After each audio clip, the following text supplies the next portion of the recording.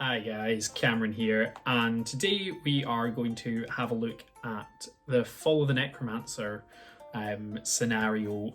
That's going to be number one. It's the founding of Dor Guldur.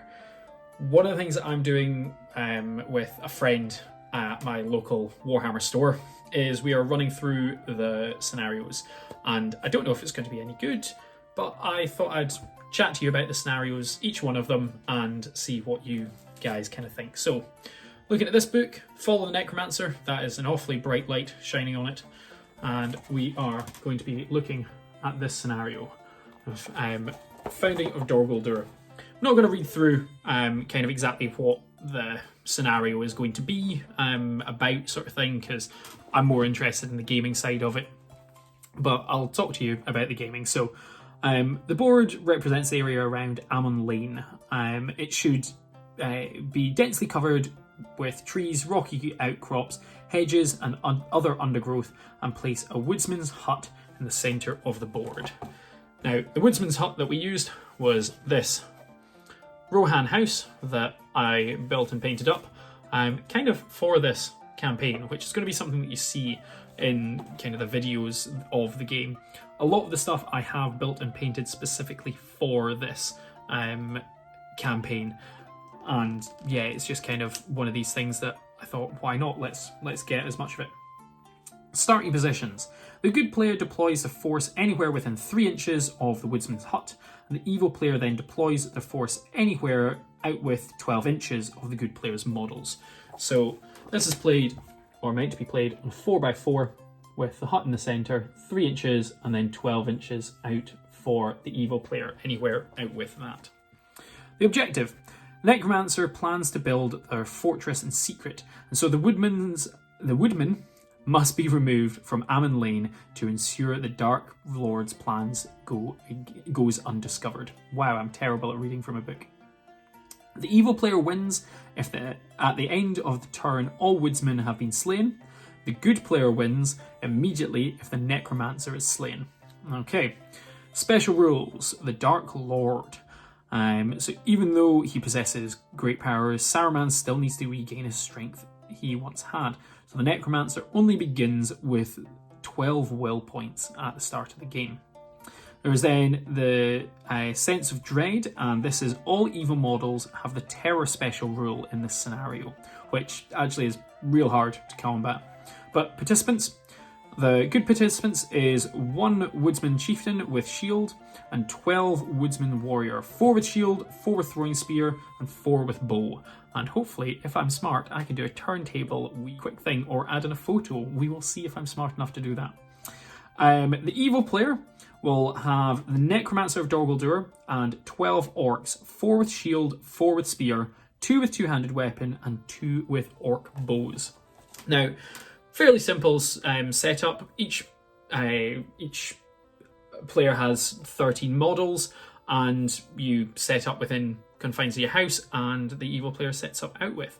Now, we didn't have as many trees and hedges and rocky outcrops as we would have liked. I've got a load of them personally, but I'd already taken in this Rohan house to my local games workshop, and actually this was broken along the way with these kind of little horse bits, so I'm kind of glad I didn't take in my trees, but yeah, it was just not going to be feasible. So took in all the models, I supplied all of them for this game, whereas my friend will supply some of them for the later game, so you'll see just kind of how it works. But yeah, so let's go into this scenario and chat about that just now.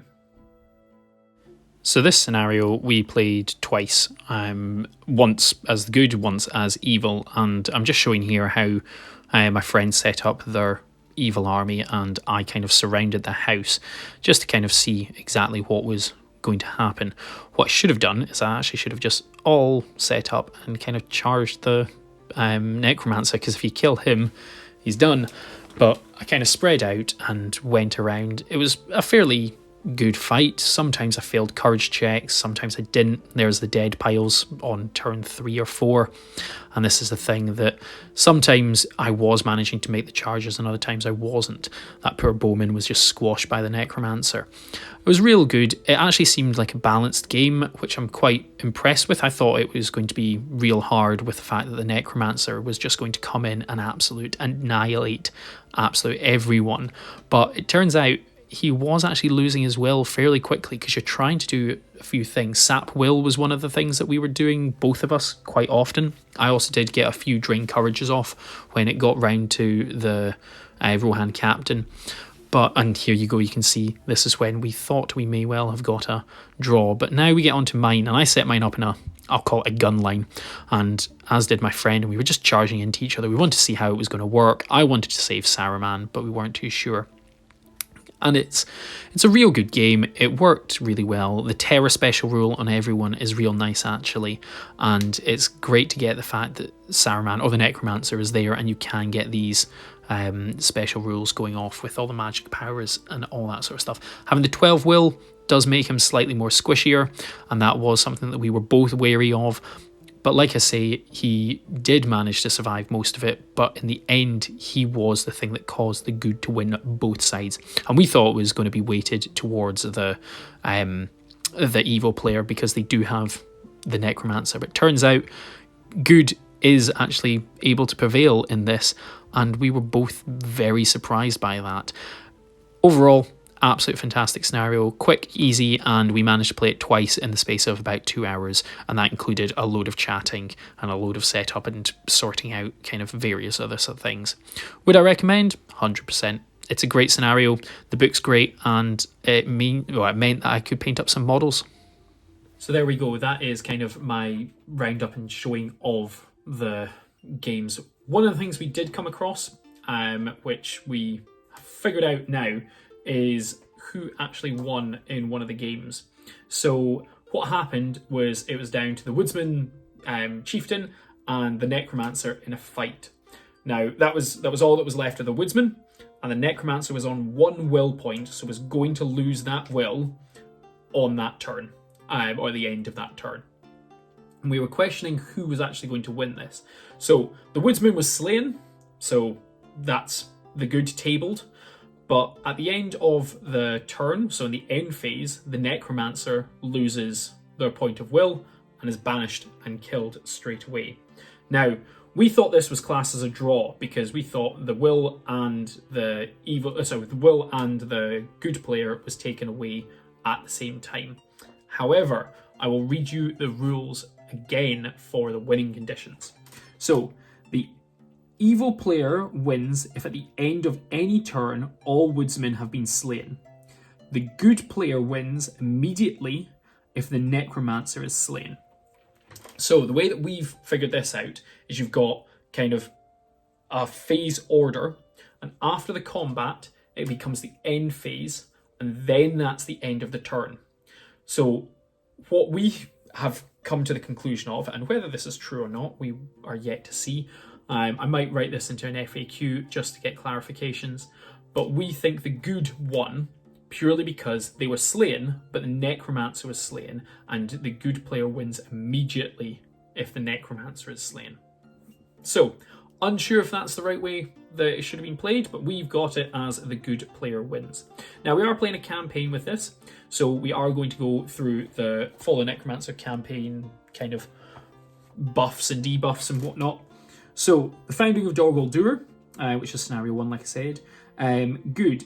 In the Gathering Evil scenario, only 3 elves need to escape the board for the good player to win. Now, that is going on to the second mission, and that is one of the scenarios, one of the special rules that we are going to have.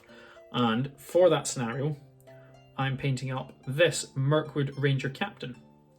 So that is going to be something that you see hopefully in the next video, and these might be coming out weekly if I can manage to keep up with that track. But yeah, it's going to be certainly something interesting for it too.